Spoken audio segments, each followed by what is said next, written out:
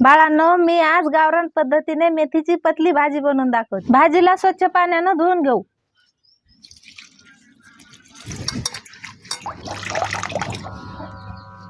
उकळीमध्ये हिरवी मिरची, मीठ आणि शेंगदाणे कुटून घेऊ।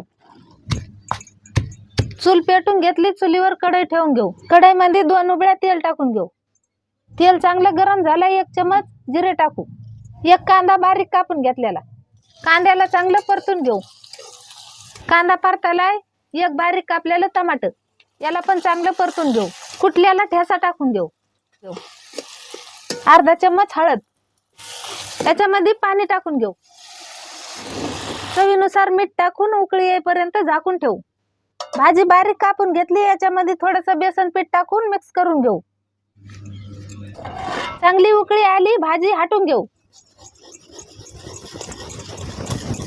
भाजीला 5 मिनिटं चांगलं शिजून घेऊ। आपली भाजी बनवून तयार आहे। आता हिला खाली उतरून घेऊ। मेथीची पतली भाजी बनवून तयार आहे। व्हिडिओ आवडल्यास लाईक आणि फॉलो करायला विसरू नका।